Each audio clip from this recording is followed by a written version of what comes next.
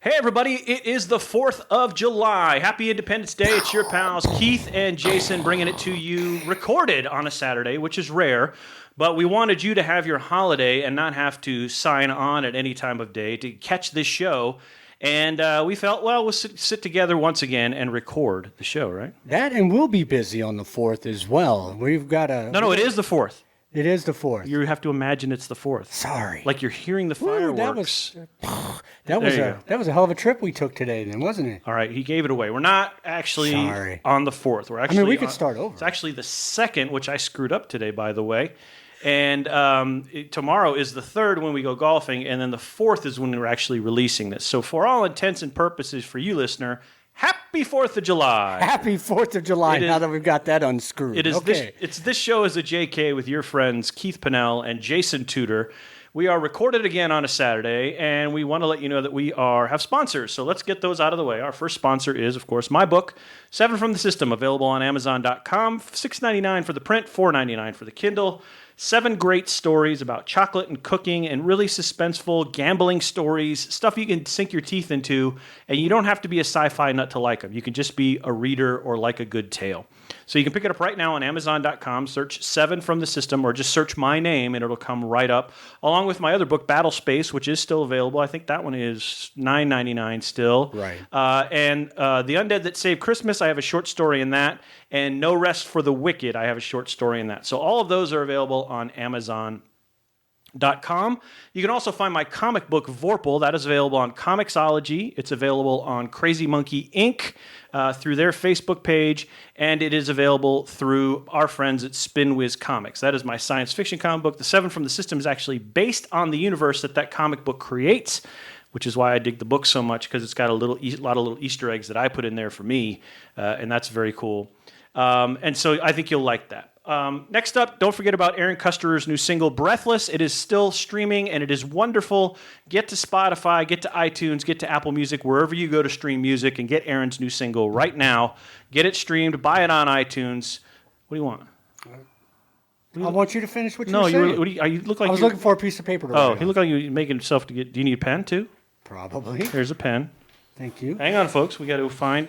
Finish what you were saying. I'm going to find you a piece of paper. Jesus. Can I write on that? Yes. That looks important. That is just a draft. Okay. Anyway, Aaron Kusterer Breathless is available now from Apple Music, Spotify, and all sorts of other streaming places. You can get that now, of course. Let's make Aaron famous. He is a fantastic person, a fantastic musician, and we need to help him out. All right, and the last sponsor is, of course, my friend Dan Bethel, publishing his Long John comic book. It is the 4th volume of Long John, and it is out now at newlongjohncomic.com. You can get it there. You can also search for Long John webcomic on Facebook and find the offers there. It's a fantastic Western. It's got all the supernatural stuff in it. The character is amazing. Dan is a brilliant artist, and he's a fantastic storyteller. He teaches writing at the UC Sacramento. So I have such faith in him, and I think you'll love this book. It's beautiful. It really speaks to just old, beautiful Westerns. I remember reading one of the first or second issues of it and thinking as that place that he drew, it looked exactly like a place I knew in California, and it was that place in California. So that was amazing to me that Dan could do that. So pick up his new book, newlongjohncomic.com, or again on Facebook, just search for D. Bethel Comics or Long John Comic. They'll come up either way. All right, we're all out of sponsors now. All right, I just want to go back and say, because I know we have new people listening. Yeah. I have both 7, or was it 6 from 7? 7, 9 from 7? 7 from the System. 7 from the System. Yep. I don't know where I got that. Okay, 7 from the System and Battle Space. And they're both very, very good books. I am never without something to read. Yeah. I always have something on my Kindle to read. I heard you talking about it. Of course, it sponsors our show, so I thought, I probably should at least read it. And it's 7 from the System is a very unique book. Ooh, the unique. short stories do not have anything to do with each other than they take place in this solar system. The same solar system. The same system, right? So it's very cool, very imaginative, and I'm trying to picture you sitting down at a laptop or at a computer and writing these stories, because it's a totally different side of you that you don't see at work or you don't see on the golf course or something like that. Yeah. So I highly recommend both books. Battle Space is a 29 stories in Battle Space, including, I think, trying to remember, 5 pieces of short fiction. You had authors. Our friend Keith Hewen, of course, is an author. Terry Lynn Coop. Stephen? Cliff Gilmore is an author. Stephen Alford is an author. Lots of people that we know. Lots of people that we were introduced to and had the privilege to work with. So the book is available now. It's available at cost, I believe, because initially we had offered it to a charity, but the charitable run ended, and I'm not even sure the charity exists anymore, to be frank. Right. So it's just available. We don't want to deprive folks of having it or not having it. So there you go. No, good stuff. Really good stuff. I highly recommend them. You can find both on Amazon. So do that. I just noticed your guitar. Yeah. I mean, I've seen it before, obviously, but I thought we'll have to show the people when we do a visual. Towards the back end, the bottom end, yeah. I just thought, as I glance at it, the color scheme is cool. I thought those were just arbitrary black marks. I'm sitting over here away from it now, and I notice it's a rather very well-shaped, leggy woman in a bikini or... It's more like a cat suit. Yeah, more like a cat suit. Yeah, it's kind of a cat suit. With two Tech 9s. Two Tech 9s, yep. Yeah, so... maybe Uzis. I think they're Uzis, actually. If you see me staring off into space, that's probably what I'm looking at. So we'll show this on the next visual, but that sticker was... My friend Michael Wistock helped me get that sticker made. That's not my design. The JT, it was designed by my friend Mel Swiftney. I asked her, look, I need my own personal logo. Could you do something for me? And she said yes, and I've always kept that.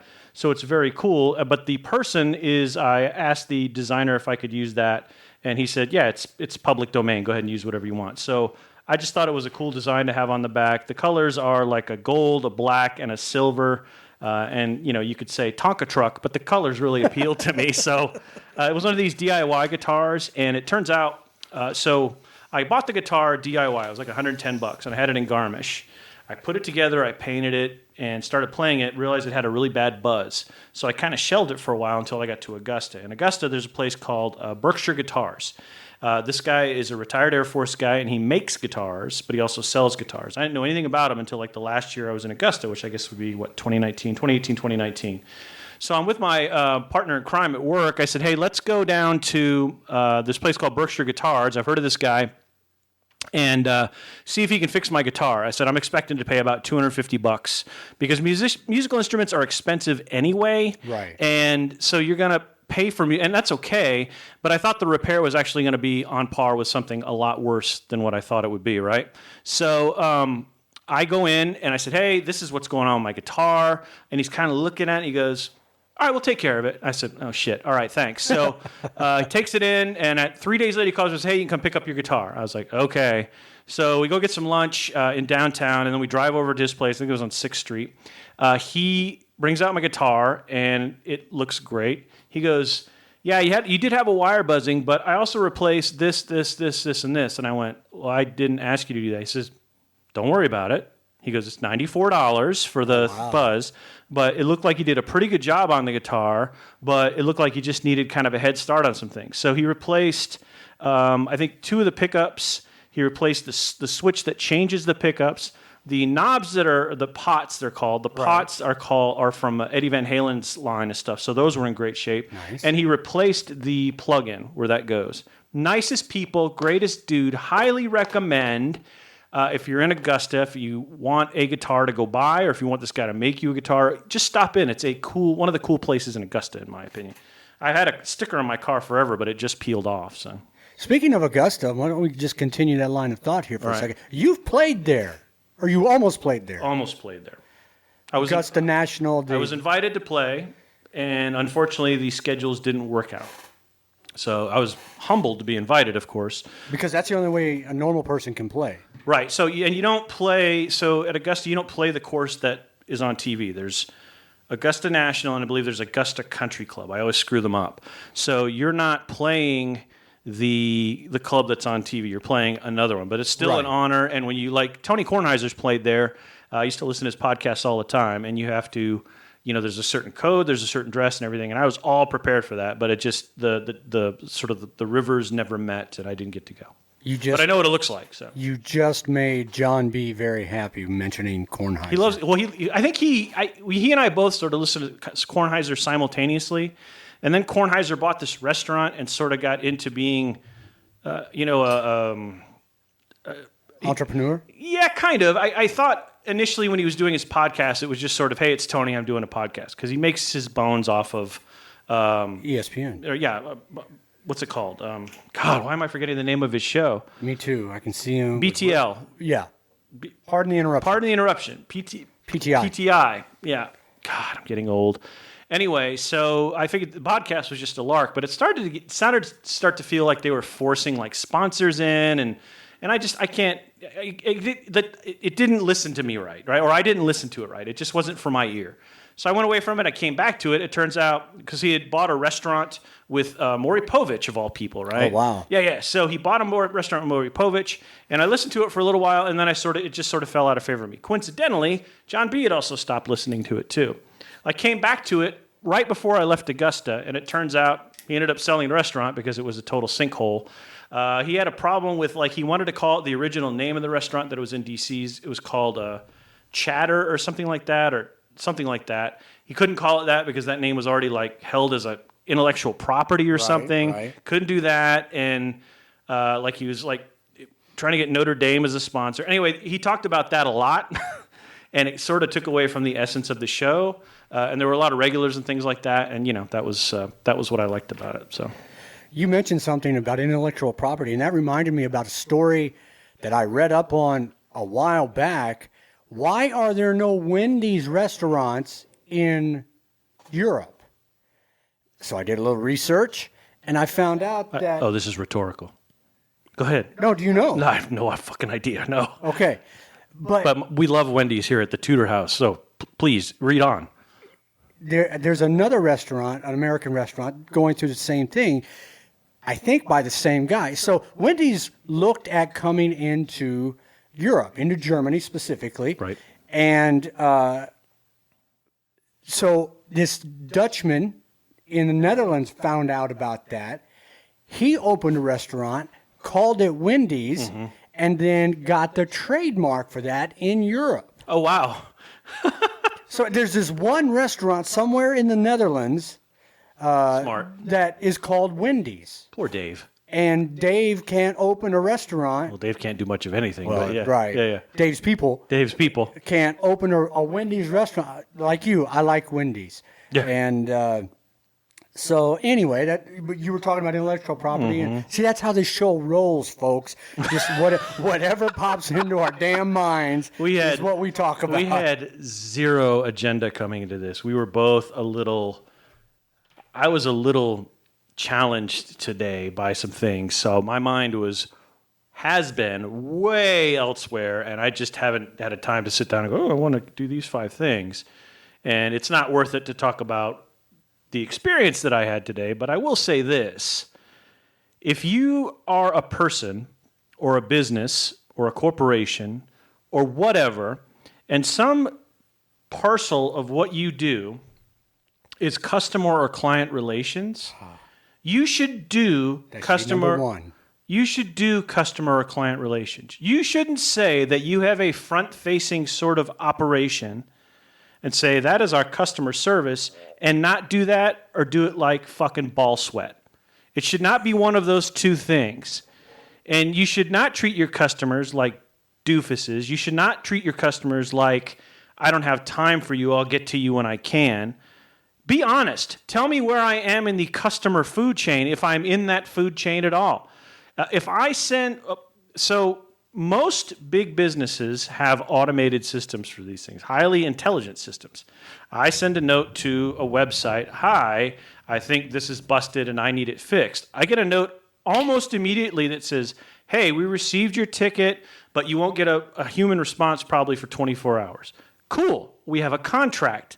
We're in. I know what to do now. So I will wait for 24 hours or whatever the time is, and I can almost say with 99.8% of surety, I will hear from somebody in 24 hours. Right. I recently had an issue with that simulation baseball game that I play, out of the park baseball. It was a dumb thing, but I noted it to the sim makers because they're constantly doing updates as you go. By the way, how's Pinnell doing in that? We won the series again, and I haven't played for about a month. Yes, we did. For about a month, and you were key again. Actually, I think you actually. That's right. Okay. Anyway, you were very close to winning. Sorry again. to interrupt. No. So anyway, I sent them a note and said, "Hey, this is busted. This feature is busted. It's a dumb feature, and not everybody would use it, but I was thinking about using it. Excuse me, and it just didn't work. So it took a couple of days, but the guy said, "Hey, with COVID and everything, our business has gone through the roof because people are staying home and playing their baseball sim. We're getting all so I can't get back to you now. Give me a few more days." That's it. That's all I want. You know what to expect. That's literally what the fuck I want is just hey, I got your note. We're swamped, but we'll get back to you. I didn't even get that. And my problem was quite serious. 7 days ago. Right. 8 days ago. I got nothing. And then I sent another note, and I got nothing again, like 3 days later. So it's important that if you objectively say that you have some sort of customer or client front-facing item, that you honor that. However you have to. Honor the customer sort of clause. If you don't, if you're not a customer organization, if you are an internal organization, and your job is to sort of keep things internally, and you do some things that are sort of front-facing, figure it out. Figure it out. Because what happened to me today, which happened to me 3 times previously this year with that same thing, is unacceptable. Well, unacceptable is not even a harsh enough word. It's just dumb. He just banged the desk, by the way. Yeah, I totally banged the desk, but not hard. I sort of hit it, and it's just dumb. Why would you even present yourself that way? And I know this particular thing has gone through several inceptions of management since we've been here, maybe 2 or 3, and it ain't changed. And that's a culture problem. That is. So again, either you have customer service or you don't. If you don't, be honest about it. Be honest about it. That's all I say. I'll tell you a small story. I worked for an organization that used to do travel vouchers. And unfortunately, that organization had some challenges doing travel vouchers because of staffing and because of some other issues. Mm-hmm. So that organization said on the travel voucher that you would get your voucher within 7 to 10 days. I know, it's awful. He's looking at something on a wall that I got to fix. Not that. That's not awful. That's so it's 7 to 10 days. Right. At best, you were getting your voucher in about 3 to 4 months. Wow. So needless to say, this led to a lot of complaints. Uh-huh.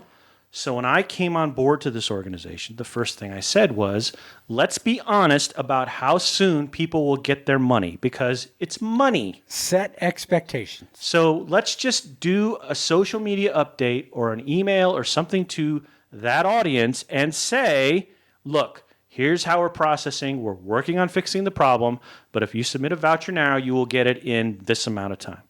You know what? The complaints went down. Just set the expectation. That's all I ask. I was just explaining your sound effect. Yeah, that's it. Set expectations. And I just want to be clear. I'm not blaming anyone. I'm not putting this on any particular set of people. I'm just saying this process is fucking hard broke, and it needs to be fixed. Well, and I know who you're talking about. You told me, and you'll notice I was very careful not to say who it was. So just so we're clear. I could tell you were upset all day. I respect the organization. I don't respect that the process is so fucked up. When the doors to get to this customer service organization are locked, you have to knock on the door, the glass doors, to get to a high traffic customer service organization. There's something wrong with it. I understand security. Right. Don't get me wrong. I understand security, but it's a customer service organization. Right. I agree with you. That was that was like my COVID rant the other day. I'm just saying that, again, if you are a customer-facing, or I've said it, I'm not going to belabor it. You are listening to This Show is a JK with your pals Jason and Keith, and we have funnier things to talk about. Vanilla Ice canceled his concert. Did he cancel it, or was it canceled? No, he canceled it. That's Okay, what I read good. right before we started recording, was he canceled it. So if you're not aware, Vanilla Ice and Texas were going to push forward with a concert. I believe it was in Austin, and Vanilla Ice was going to headline it, and I think they'd already sold like 2,500 tickets. So that proves that Vanilla Ice is basically playing fairs at this point. Right. And that brings up sort of the same thing. And I don't think the backlash was as bad. It probably was. I do not touch Twitter lately these days. I looked at it last night a little bit, but I'm guessing there was a backlash. But in any case, he said, no, we're not doing it. That's probably the best thing to do. But this is a little like the backlash when Sammy Hagar came on and said, if we got to kill people, we'll do shows. That's not what he said, and then he ended up saying a lot more to the effect of, look, we were in a place where we thought COVID was coming back, but Vanilla Ice canceling his show, 2,500 people going to see Vanilla Ice. It's Vanilla Ice. You were really going to risk getting sick and dying over Vanilla Ice? Really? One song that I remember being absolutely cool as I was driving from Denver to Las Vegas. I was driving for 22 hours to go to San Diego on leave for a month. Damn. And I'm coming down. When you come in, I think it's on the 15. You come in the 15, you're passing Nellis, or just before Nellis. You're right before you get to Nellis, and you get into North Las Vegas. Doom, doom, doom, doom, doom. Well, of course. And it's like 3 in the morning. Doom, doom, doom. That he had to doom, pay doom, Queen doom, for, doom. but yes. Eventually, yeah. Yes. Yeah. But it was a great song. Yeah. But name another Vanilla Ice song. 2,500 people were going to hear his medley of hit. Yeah, exactly. Plus the Teenage Mutant Ninja song. No idea. He had, I don't remember which I have no idea what Teenage that is. Mutant Ninja Turtle movie it was, but yeah, go ninja, go. Yeah. That was a thing? Oh yeah. Yeah. The only thing I knew him for was Ice, Ice, Baby. Of course. And apparently he ripped people on real estate. Or apparently he's pretty good at real. I don't know. It's one or the other. He's a handyman. Yes. Is that what it is? I thought Yeah. he was like a real estate mogul or something. Oh no, he builds houses. He builds works on houses. Okay. That kind of thing. Okay. Yeah, at least years ago, last time I heard. Robbie Van Winkle, I believe. Yes. Right. Yes, Robert Van Winkle. So, No, it's silly. You know what? I'm going to risk my life so I can hear Ice, Ice, Baby. That doesn't compute to me. No. Yeah, I'm a huge Garth Brooks fan. I'm a huge Guns N' Roses fan. Right. I'm a Kiss fan. Bucket list since I was We are what? 8 years old. Today is, so this is second, so we're 8 days away. Yeah. Yeah. Yeah. We were supposed to be going to see Kiss in 8 days here in Frankfurt. That obviously got postponed. They said keep your tickets. Right. We'll come back, and if you have a ticket, you'll be in the show. Great. But there is nobody that I can think of, unless Elvis came back from the dead, Right. that I would risk anything right now to go stand in There's a nothing crowd. I would risk. No. We are in an area where shit is cool, but the United States right now is they're specific. They just put California, Michigan, and Florida on the don't go to those states list. Yeah. California surprised me. It's my home state. Michigan surprised our boss of bosses today. He was like, Michigan, really? I'm not surprised, but he's like, my state's on the list, therefore I can't go home when I go home. Right. And it's just, it's strange. It is, and Germany has its own list, Mm-hmm. and there are 25 states. Half of the U.S. is on the red state list that you cannot, if you're coming from this state, if you originate in this state, Oklahoma being one, Texas being another one, pretty much all of the Midwest, most of the East Coast, most of the South. I mean, we're talking half the country. Right. If you're in one of those states, originating from one of those states to come to Europe, no, you're not. You're not. They don't want you here. And, people are probably like, good riddance, I won't go. Well, and that's fine. Yeah. That leaves the places we can go less crowded. Yeah. Yeah. I've since this started, one of the things that bugs the shit out of me, and I won't go on a rant like I did last week, or last time, sorry. Not sorry. Is the phrase, there are more, the numbers are rising because they're doing more testing. Right.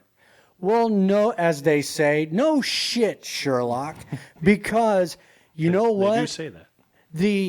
The numbers are rising because we are doing more testing. However, that does not mean those people would not have the COVID-19 virus. Right. They would just be out walking around amongst us, no protection, not quarantining, not getting hospital help if they need it, and infecting everybody else. So the way I think about people like that is they're the ones that say, oh, no, it's fake news. Oh, the numbers are inflated. Oh, no, the media's just trying to create.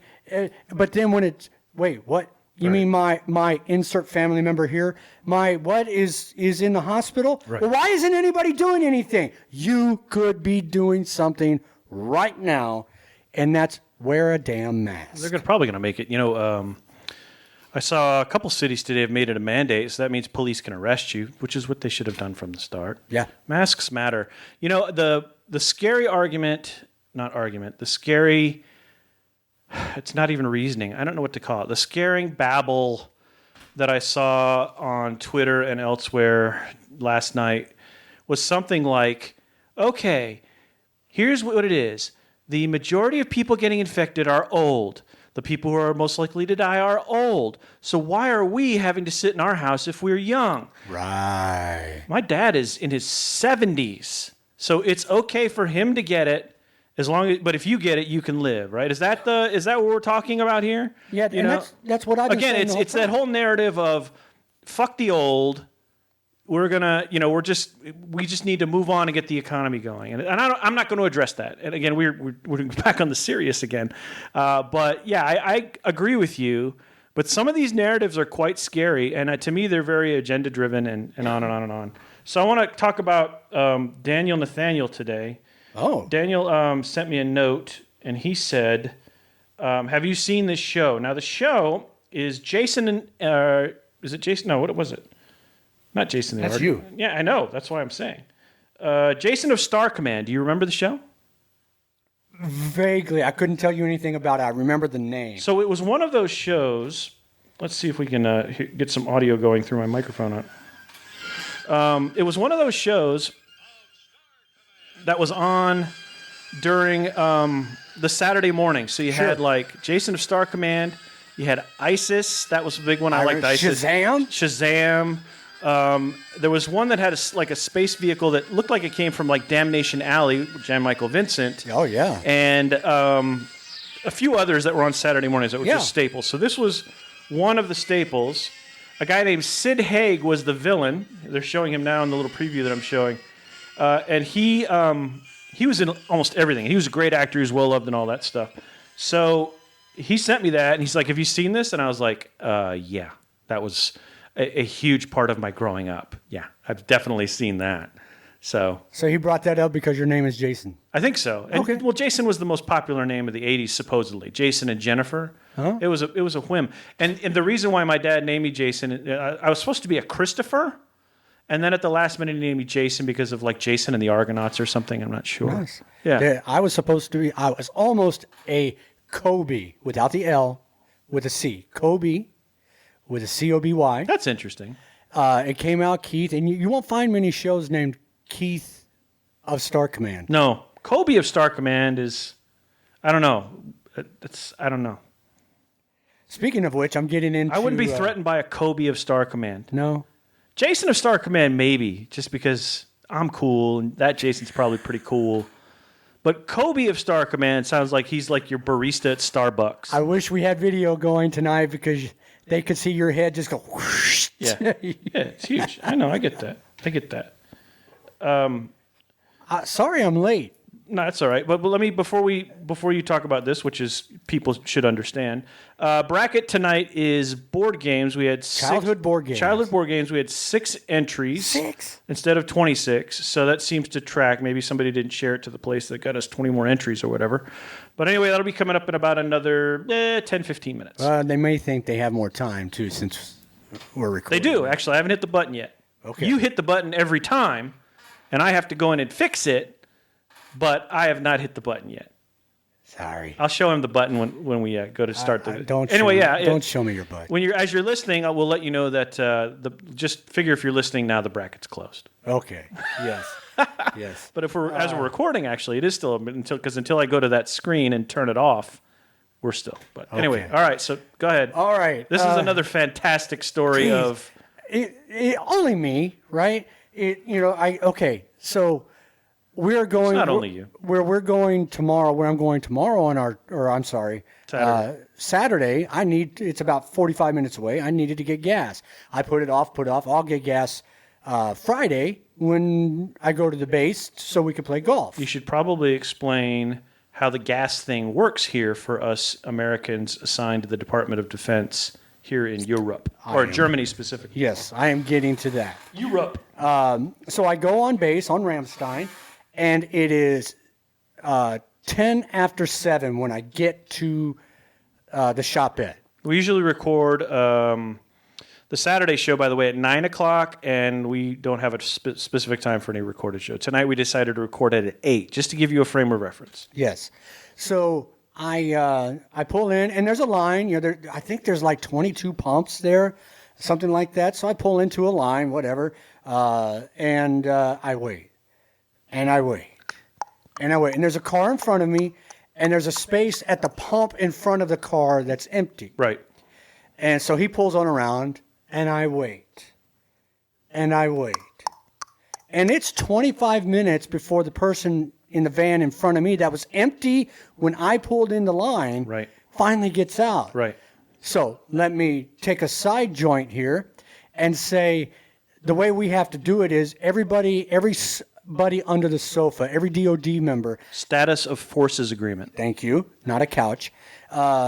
Gets a SO gas card. SO is the European division of Exxon. Okay. And they are at least in Germany, they're one of the more prolific gas stations that you can find in the country. So you don't have to get gas at a military installation, at a armed forces, whatever, exchange service station. You can get it at one of these SO stations. And basically, it's a gas card for you. You can use it at any SO in Germany. Right. But you have to have it. And you also have to show your car registration along with your ID, which is normal. Blood sample. So I gas up. And by the way, they do gas here in liters. Liters.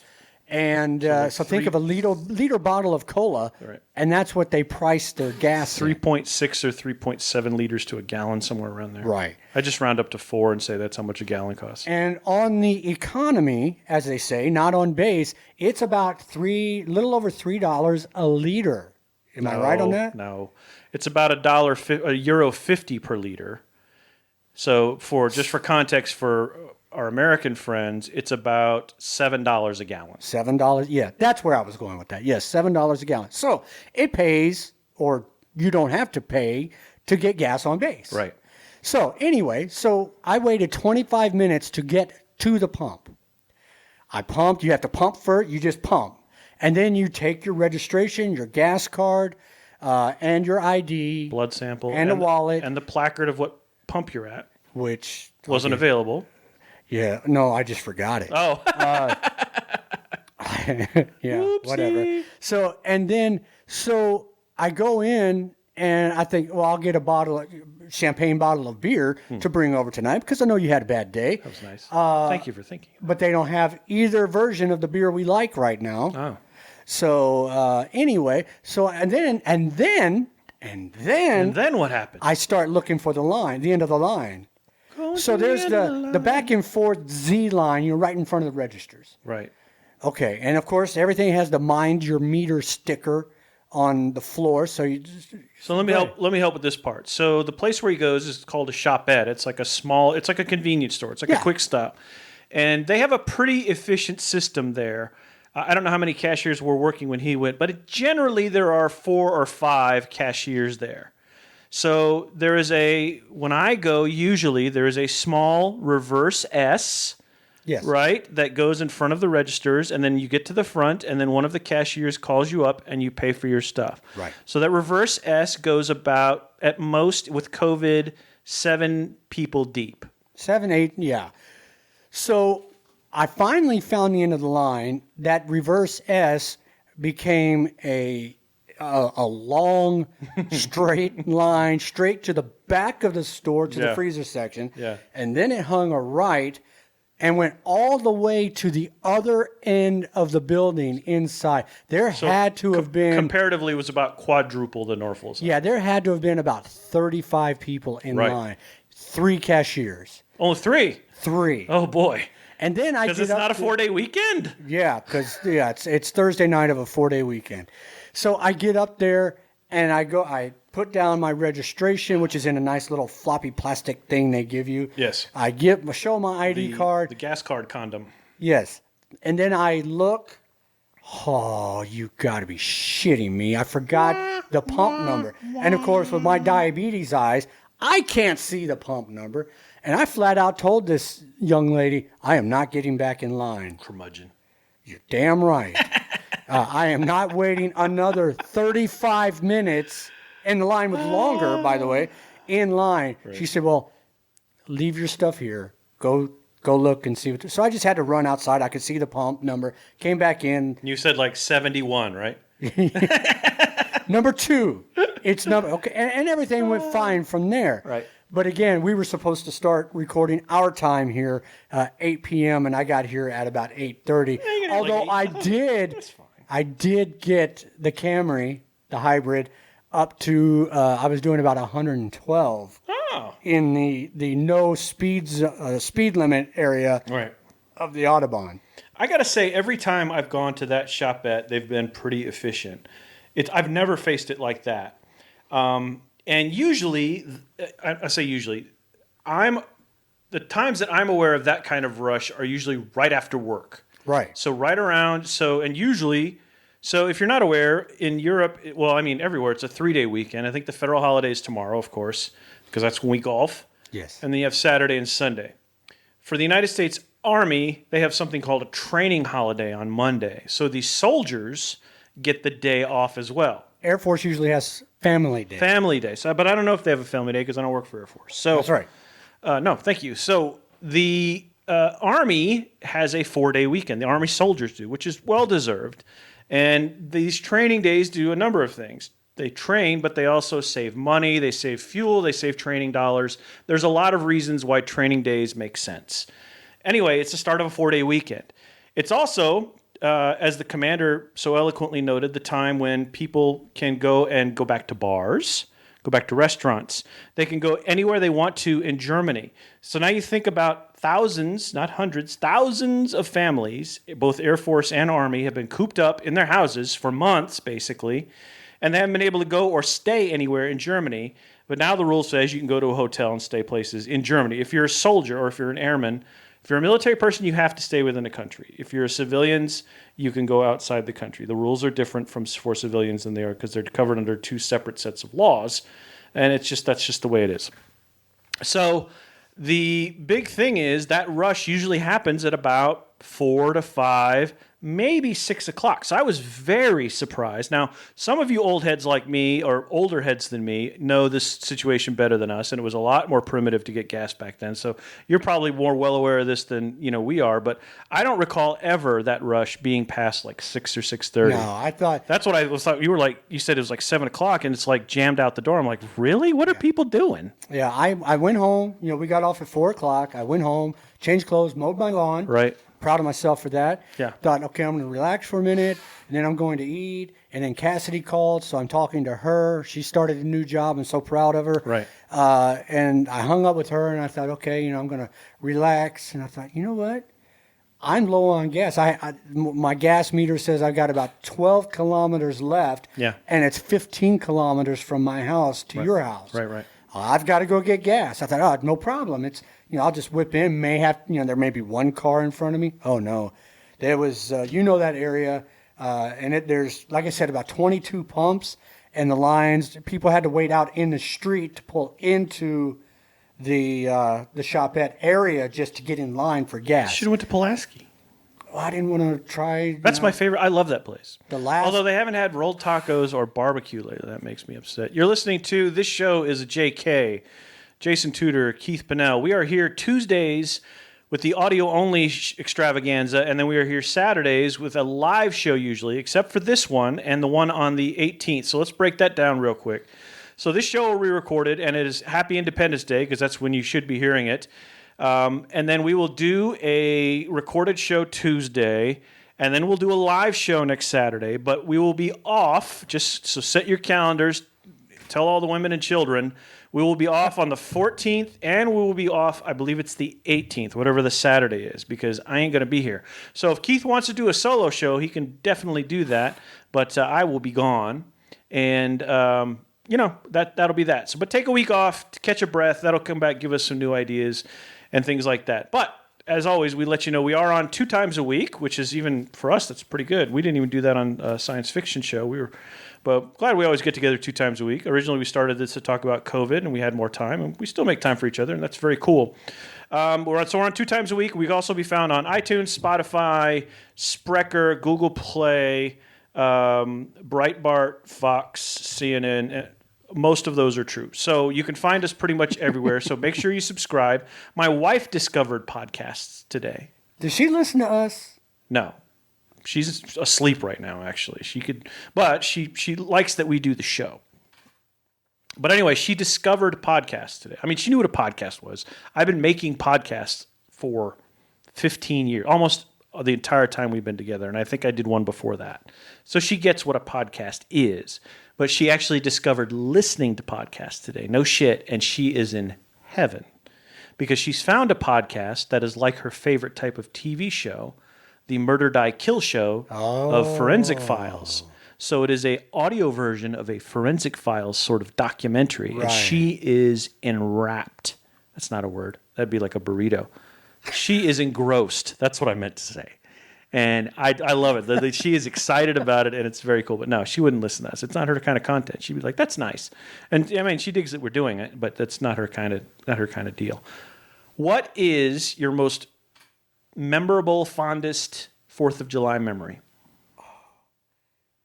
I love fireworks. Yeah, I absolutely love fireworks. Yeah, but my fondest memory was the first year, so 1980, July 4th, 1980. We had just come back from Germany to Oklahoma City. My dad was assigned to Tinker.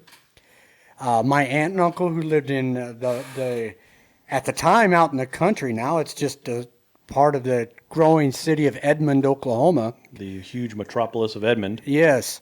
And they had fireworks that year at what was then Central State University, now is the University of Central Oklahoma.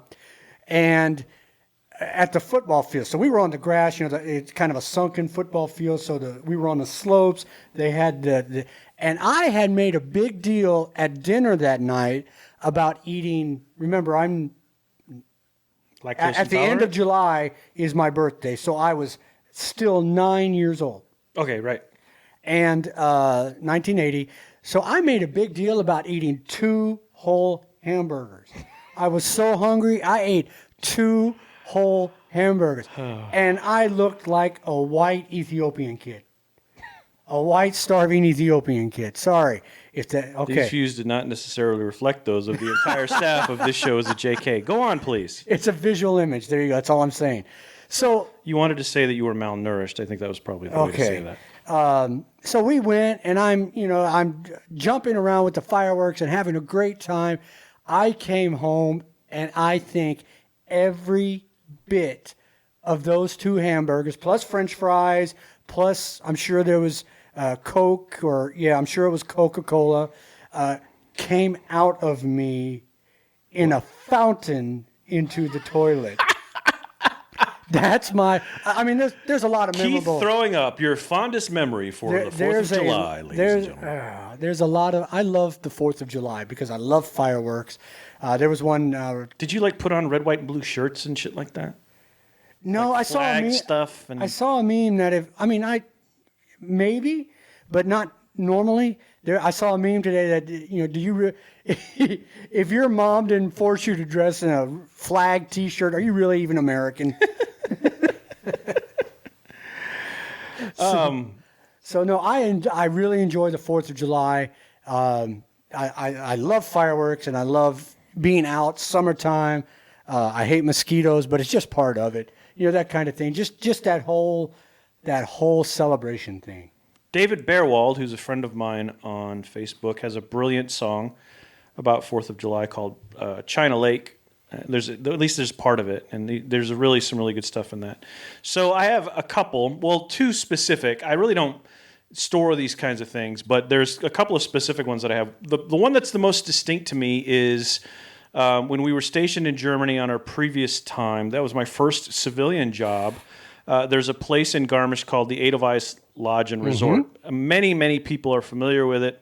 And they put on a hell of a July 4th fireworks celebration. Really? And so we lived a block from the Edelweiss. All we had to do was walk out on our balcony and watch the fireworks show. But you could also go to the hotel and sit basically on their lawn and watch it there too. It was a lot of fun. The funny thing about that, though, was there was never rain when the fireworks were on, but it rained like hell that day. Yeah. So the unit would have a sort of July 4th, the garrison would have a July 4th thing, but it was pouring. Almost each and every time it was pouring. So then the second one I remember very well was in San Diego. There is a great FM radio station, or there was. I haven't listened to it in 25 years, whatever it is. But KGB 1015, KGB FM San Diego. They were what would be a classic rock station now, but they were probably one of the first to do like that rotation of Eric Clapton, Leonard Skinner, that sort of focus group rock and roll. And they did it very well, and they had some good personalities. But each year they sponsored something called Sky Show. And Sky Show was at Jack Murphy Stadium. And the two things that you always got out of Sky Show were the Beach Boys and fantastic fireworks. So Jack Murphy Stadium, which I think is now Qualcomm Stadium, which doesn't have an NFL team anymore, so I don't give a fuck. It is located at a place called Mission Valley, and the stadium is below a plateau. And I'm trying to think, is that still Mission? That's not Mission Valley, but I forget the neighborhood that's up there. But a lot of people would go up on this plateau and look down into the stadium and watch the show. In addition to the Beach Boys, there were usually several other acts before them. Sure. And then the Beach Boys would come on and do a medley of their shit. And then that was, boom, boom, boom. And then part of that, too, was for the actual fireworks, KGB orchestrated a bunch of music to that. And as the fireworks would go off, it would be in syncopation. And one of the big ones that they played for us was Lucy in the Sky. That was one of the crowning moments and all that. So those were the big ones I remember. I remember a couple of 4th of Julys where my parents were high as fuck with their friends. And we barbecued and ate food and they drank. And, I was an only child. So I sat on the couch and read Lord of the Rings books and all that. But those are pretty much my biggies. Yeah. Did you play any board games? I played on 4th of July. What was your favorite board game? I mean, what was my favorite? Well, maybe we shouldn't say that because we don't want to prejudice the results. Yeah. All right, so it's your bracket. Lead the way. All right. Oh wait, hang on a second though. Go ahead, keep leading though. Look, see this button? Yeah. Don't press that button when you make a bracket. All right. All right. I'm pressing it now. Jeez. All right, I know. Okay, then we'll F11. 12. No, that's how many. No, are we in have the 6 bracket. predictions. 6 predictions. 6 predictions. So I think 6 there's going to be predictions. some people that are mad. 12 players. So this is players. This is the number of people you Right. put in the bracket. That's this. So you're saying, click the orange button. I swear to God, I'm going to blow your house up if you do it again. That's all I'm saying. I don't own it. I don't care. All right. So this idea came out of nowhere. I was trying not to go with airplanes or movies or TV. People are thankful. Or anything like that. Childhood board games. These are, I think most of our listeners are of a certain age bracket. Yeah, my friend Cliff Gilmore actually collects thousands of board games. Cliff and I were friends for a while on Facebook, and I'm afraid I said something, but I don't know what I said. And then he unfriended you. And then we weren't friends I anymore. can't believe you fucked up with Cliff Gilmore. Man, and you got to be an asshole to fuck up with Cliff Gilmore. Okay, here we go. So board games. So here we go. From top to bottom. Can you see it all right? And yeah, I think so. So I don't seed these. I always go and let the computer seed. Right. So he has no prejudice. Where on the other hand, when I do my brackets, I want to pick 1, 2, and 3 because I think some are stronger than others. Right. So going from 1 to 12, in no particular, or in that particular order, but no, not with the brackets. Monopoly is number 1. Yahtzee. Uno, which is a card game, but I'm still considering it a board game. Yeah. Risk. Trouble, also known as Wahoo. Trouble. I love the game Wahoo. Some friends of mine. I've never played Wahoo. I know what Trouble is. Same difference. Isn't that the game with the thing? Yeah, okay. it's the same difference, only in Wahoo you don't have the bubble. All right. I just started playing that over the last couple of years, and I love it, especially when you've been drinking. All right. What number is that? 9 is You don't have to read the numbers, just read the game. Candyland, Trivial Pursuit, Shoots and Ladders, Yeah. Operation, Yeah. Battleship, Yep. Clue, Yep. which I don't think I've ever played, and last but not least, Connect 4. Now, there are two obvious ones you've left off Yes. that I think if we had had the 26 entrants this week, they would have noted. Probably. But we're kind of doing a hopscotch schedule. We'll be back to sort of normal next week. But then one is Scrabble. Scrabble. I looked at Scrabble, but there were some other things. One of the Which other was now basically people play words with friends on their phone. Right. And the other is, it was actually a fucking Jeopardy question last night. Life. Yeah. The game of life has been around since 1860. I had no idea. But all right, but it's your bracket. Yeah. I didn't. These I've 12. never Keith played always that. goes with 12. I've decided to go with 12 from now on, too, because 16 is too many. It gives us more time to talk. The only thing we can do if we do 16 is we do 8 one week and 8 another. Yeah, we'll have to do that. Maybe that'll be like a year-end bracket. All right. All right. So where are we? The 5-12 game. Or no, the It's 8-9. 8-9 game. We're just going to go down? Okay. Yeah, let's just go down. All right. So the 8-9 game. Yeah. Trouble, also known as Wahoo, and Candyland. What I remember about Trouble was it had like a plastic board. Yep. And it had a poppy thing in the middle with the dice in it. Yeah. And you could hit that thing and the dice would jump up, right? And then you had pieces and they were in those little inset circles. That's Yes. literally all I remember about it. What it is Or they had pegs, or no, that was no, they're marbles. marbles. Yeah, no, I know. You have 4 marbles, and you have to roll a certain number, a 6 or a 1, to get out of It has a lid on it. You're all right. your house, and your house Oh yeah. Okay. or your storage area, Right. And then you go around. You can knock other players off the board, Yes. and all that. Then you have to get all yours into your home. Right. Okay, so and especially as an adult, it's a fun game. All right. I know it as Wahoo. My friend Adam Rendell. Was it called Wahoo? Apparently, in some circles, Okay.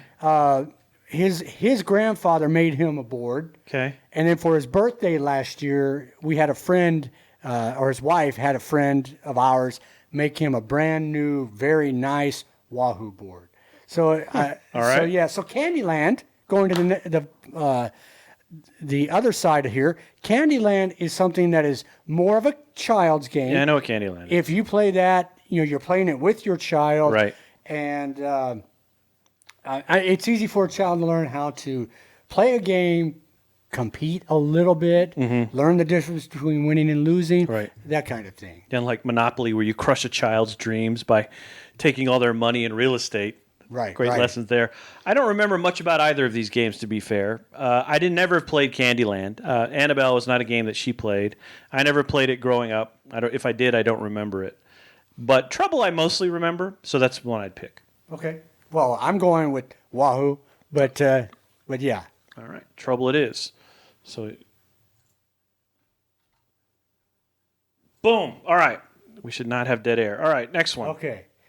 No, I was just watching what you were doing. Okay, Trivial Pursuit, another kid's game, Shoots and Ladders. Again, I didn't seed these, a computer did. I love, I'm a trivia nut. Right. Hence the thing on Tuesday, or 9 on Tuesday. Shoots and Ladders, again, another child's game. I've played it maybe 2-3 times. So I can tell you I'm going to pick Trivial Pursuit. I'm going to pick Trivial Pursuit as well because it is the crack cocaine of happy hour bars across the United Absolutely. States where people form teams and have team names and try to think they know, what 16th century poet and what Machiavelli is and all of these things. Trivial Pursuit, I think that came out early 80s maybe? Yeah, it was early 80s. It was early 80s. And it was just a conqueror. And they came out with all sorts of decks and things like that. And yeah, Trivial Pursuit's a monster, so that's an easy one, no problem there. Okay. Chutes and Ladders, I remember playing it, but again, young kids games, I don't remember it as fondly, and I probably would have played Trivial Pursuit more as a kid anyway. Have you played Cards Against Humanity? Yes. Oh, many times. I love Cards Against Cards Against, Humanity. and that's not on here, but No. that's a fucking great game. Yeah. All right. And you have to be in a room full of people who are Like-minded. like-minded. If you're not, you're going to lose friends. Yes. Or you're going to lose people who thought they were your friend, and they're going to be like, how could you say shit like that? Like, I say it every day, you just don't know it. Get called out on Twitter. Oh, my God. Yeah. All right. So the next one, Operation and Battleship. So Operation, the game of teaching people how to be a doctor early with electricity and tweezers. Battleship, the guessing game of the Navy, early Navy recruitment. This is tough. They're both kind of fun games. They are. The guy on the table had the red nose that would light up if you didn't pull the bone out right. Battleship, of course, it was just cool the way it was designed, and you were always trying to find the right way to either position your ships vertically or horizontally, and try to find the best way to do that. The one that sticks with me is Battleship, because I had the electronic version of Battleship as well. I got that for Christmas one year, and it was the best ever. And I broke it, and I was sad, but I got another one that was nice of my parents to do that. Operation was a lot of fun, though, but for me, Battleship is the winner there. I'll go with Battleship, too. I played a lot more Battleship than I have Operation. This has a lot less coin flips than last week, that's for So sure. far. So far. I was just thinking I don't have a coin. I know where plenty are. Go ahead. Okay. All right. All right. Last of the first round, Clue and Connect 4. One of my favorite memes is when they make fun of Connect 4 and they change the word 4 to something else. My favorite one of all those is, you see, it's just the box of the kids like looking all happy and putting stuff down, and it says Connect Flour, and they're just putting flour in it. That makes me laugh so hard. There's some dirtier ones like Connect Foreskins and some other things that are pretty funny. Fun game. I didn't play it that often, but it's always great when you get a game of any kind, and at its core, it's a great, just sort of a great game. You don't have to think of it. It's like, oh, okay, that makes sense, right? There's not a, okay, and then pull this card and roll this dice and then, move a square. If there's too many things, I mean, it can still be fun. Warhammer, for instance, has a number of things you have to do, but it makes sense. But the simplest games, checker, chess, and others, they make a lot of sense. Clue is indelible, I think, on the American psyche. Never played it. Butler in the living room with the candlestick. I don't remember. Colonel Mustard. Colonel Mustard. Yeah. And I think to me, it resonates a little more. But that said, I picked Connect 4. I picked Connect 4 too. All right. We made it through a round without. Well, we made it through the playing rounds. Yeah, we made it through the playing rounds. I surprised myself by not picking Clue, but you know what? I never really played Clue that much. I played Neither a lot did I. more Connect 4. I dig it. The movie's one of the best ever. The movie Clue. I told you I saw Knives Out recently. Yes. If you saw my Facebook post, you know what I thought of that, which was it was fine. The acting was fine. Yeah. I thought there were better stories in Columbo and Inspector Morse and Midsummer Murders, but Clue was a better movie than that was. Oh, yeah. Although I did like Daniel Craig's Foghorn Leghorn impression. I was very fond of that. All right. Well, Now we're into the real round. why can't I think of his name? Tim Curry. Tim Curry. Tim Curry. Anything with Tim Curry. Somebody did a meme today. It was a grocery store, and it had red curry, green curry, and then somebody just held their phone up next to them, and it's Tim Curry, and it was $2.78. By the way, that was pretty Nice. funny. All right. All right, go ahead. All right. So now we're into the second round. This is where it's going to get hard. This is where there's going to be some coin flipping. Risk and Connect 4. Risk. There, that was easy. Why? Risk is... Never played Risk. Sorry. I owned almost every version of Risk as a child and some as an adult. And then I just stopped playing it because I was doing things in my Air Force career, had other interests, yada, yada, yada. But then I found the computer version of Risk.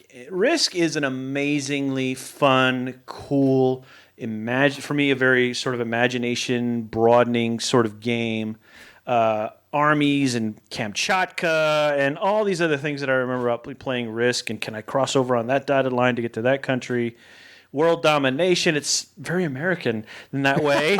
And Risk to me was just a lot more fun. So now as we sort of look at the last bits of games where, kids played games like Chutes and Ladders and Candyland, Connect 4 sort of falls into that category. Like, I wouldn't play Connect 4 with you now because we'd both be like, do we have beer or this is not going to be fun?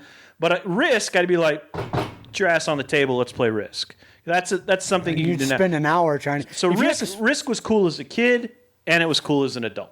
If you have to spend an hour telling me how to play it, I don't know that I want to play it. I didn't spend an hour playing you.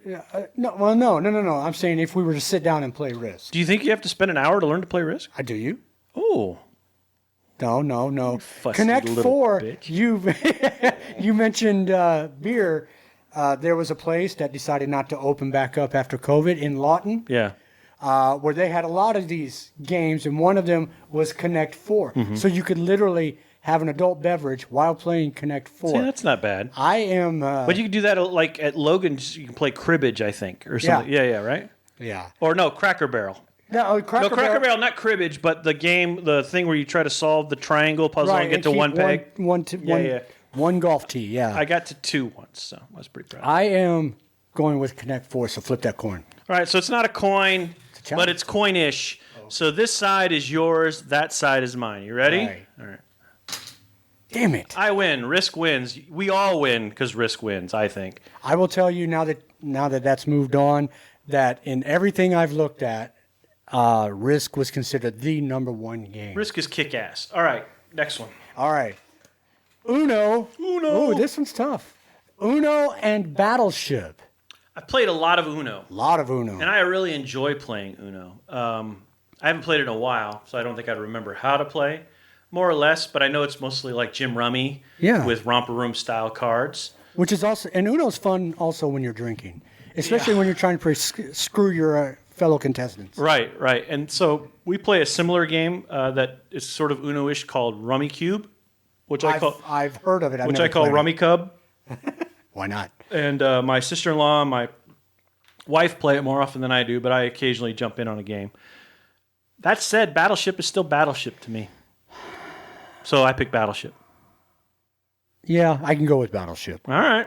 I guarantee you I played more Uno than I have Battleship. If you pick Battleship, America wins. That's how that works. What it is? I'm telling you. Not a great movie, though. I think some people will be all in on Uno, but I think Battleship is the way to go. All right. This is a good one. All right. Yahtzee. This is Gonzaga versus Duke right here. And Trivial Pursuit. We've already talked about Trivial Pursuit. It's just a juggernaut. But Yahtzee has a pretty indelible imprint on the American culture. It's a dice game, as if you're not familiar, where you have to get sequences, right? And you have that thing you kind of and you. Then if you got like, what was it, 5 6s or 6 6s or however many dice there were, it was a Yahtzee. See, he even said it. So enjoy it a lot. Trivial Pursuit is still the 800-pound gorilla in the room. Yeah, I'm going with Trivial Pursuit. I remember playing Yahtzee. I got it for my birthday one year, and that lasted about 3 days playing that, and never played it again. All right. Here it is, your number one seed. I mean, figuratively. We ought to do a bracket on name the things that you played with twice. The gifts that you got for Christmas or your birthday, you played with twice and then never looked at it again. That's a pretty good one. Okay. If you have kids, that's easy. Yeah. Okay. Last in this round, we're looking at Monopoly and Trouble/Wahoo. Monopoly. See, I can't stand Monopoly. You can't stand it, but we're talking about best board games. Best childhood board games. Not for my childhood, it was. We were in France, and there was a wine region Monopoly. Like, if you wanted to play Monopoly, it was built around the wine region. Huh? There's Air Force Monopoly. There's Army Monopoly. I have Sooneropoly. There's Pornhub Monopoly, I think. Really? I think you can get it as a bootleg. There is a Monopoly for every brand, just about. Yeah. I think there are corporate monopolies specifically made. Monopoly is that synonymous with board games that they make branded versions of it in almost every flavor. Monopoly is a big juggernaut. I'm not very good at it, but I love playing it. and I would pick Monopoly. My friend Cassie, who I think listens, they had a family game night, and they would set a time, or they would play Monopoly. They played Monopoly all week, Right. one game. They would set a time. This is the time we're ending each night. Right. And finally, her son held out and held out and held out, and she had all his money, all the property, and that was game over. That's right. It is a game where you can just absolutely crush your best friends. Yes. And then you want, it's like just take their money. Patton Oswalt has a great bit on it. He's like, okay, sweetie, I'm going to take all your hotels. I'm going to take all your money, and you're not going to have... No, that was Louis C.K. Yeah, no, that was Louis C.K. So I thought it was Patton, but it was Louis C.K. It was a funny bit, but anyway. Yeah. I picked Monopoly. I'm picking what I call Wahoo. Yeah, I know. Your side is that side. Flip it. Dun, dun, dun, dun, dun, dun, dun, dun, dun. Jesus Christ. Stuck on my finger. You are the most dyslexic. I'll tell you what. Let me flip this so nobody gets injured. It's stuck on my finger. Nobody believes that. All right, so this is your side. Yeah, That's yeah, my side. yeah, Ready? yeah, One, yeah. two. Yes. Adam Rendell. America loses when Monopoly Wahoo doesn't moves move on. on. All right. So that The said, upset. well, we haven't been updating, so we need to update. So let's update where our predictions are. So that means we got to do this, and then we got to do this, and now so let's update our predictions. Here's who's ahead: Daniel Nathaniel. Man, he is good at predicting what we are thinking. Vic Bizon is in second right now, but he will not win. Big Game Hunter is in third. Miss Scarlet is in fourth. Get Out of Jail Free Card, that is PJ, yep. And Do Not Pass Go. So, but neither of those people will get, the final round will be I'm the going to winner, hear so- about this, aren't I? Yeah, that's your fault that they well, that you shattered their dreams. It's a coin flip, so don't blame me totally. If Daniel cannot have, he could say he's won 3 shirts, but he's still only getting 1 shirt. All right, let's get back to the bracket here. All right. We got to press this button now, and here it is. Final 4. Battleship versus Risk. I'm going with Battleship. You're going with Battleship. Yeah. This is very, very hard for me. These are probably my 2 favorite board games. And aside from some of the niche games, I used to really love a game called Crimson Skies, which is also, it's a tabletop game, but I think it falls into the realm of board games. That's my absolute favorite. But Battleship and Risk are incredibly synonymous. Where's the thing that you can't flip? All right. Are you going with Risk? This is Battleship for me. This is Risk for me. Are we ready? Risk.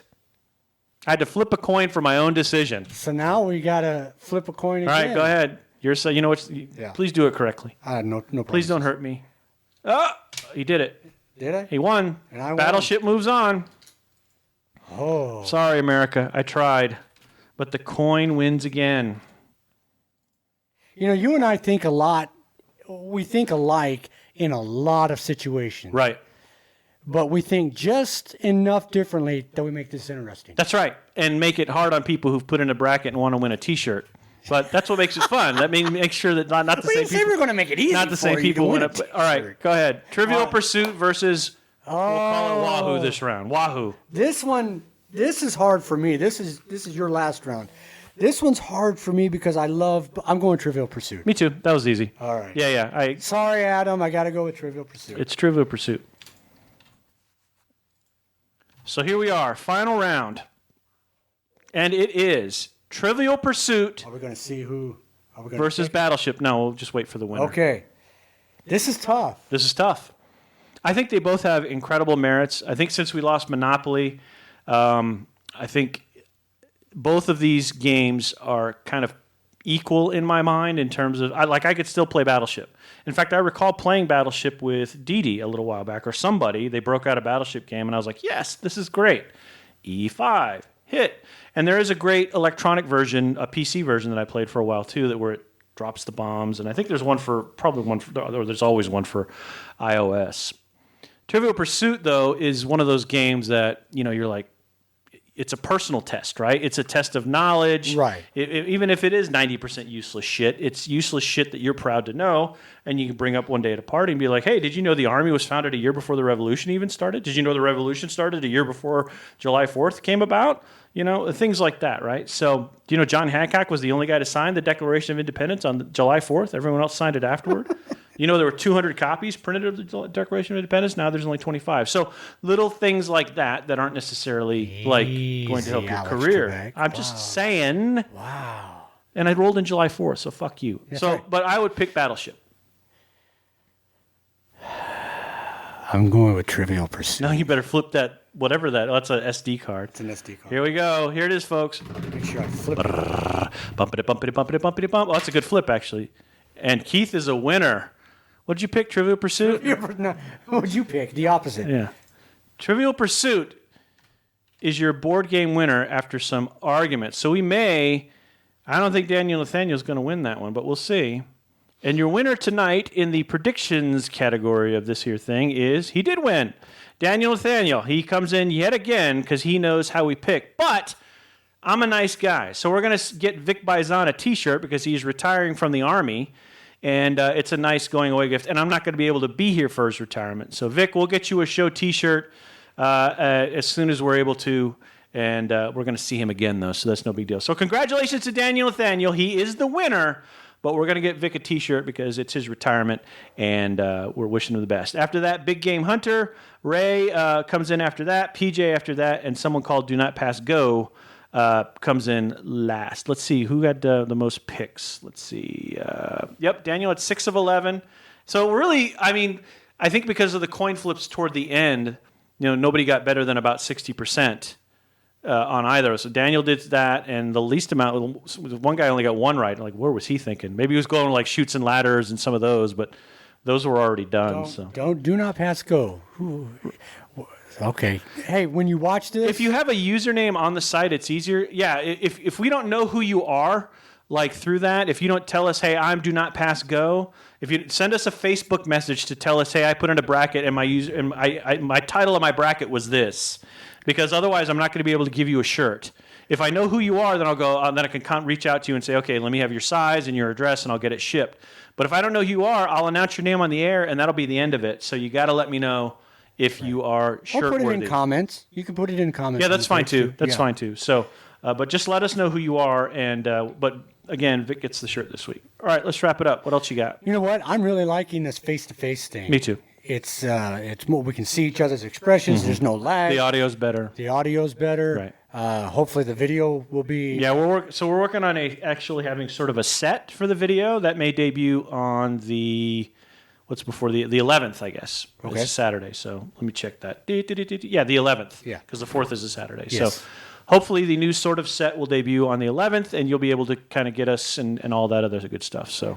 All right. Hey, thank you for listening. For all of you that are sharing these and getting new listeners and viewers. We had a good spike last week. We really, really appreciate it. Again, as he said, as Jason always says, check us on iTunes, leave us a review, and Spotify and Twitch, Trickster, what Pornhub, whatever. I don't know. CNN, a few of those are actually accurate. Yes. Shout outs, of course, to Darren, who is vacationing this week, and our friend Matt Davis. And that's it. So thank you. Enjoy your 4th of July, everybody. Stay safe. Don't handle fireworks. We're not allowed to on 4th of July. And although the Germans may, but we are not. And have a great time with your family and friends or yourself or whatever you plan to do. Take care. God bless America. Ciao.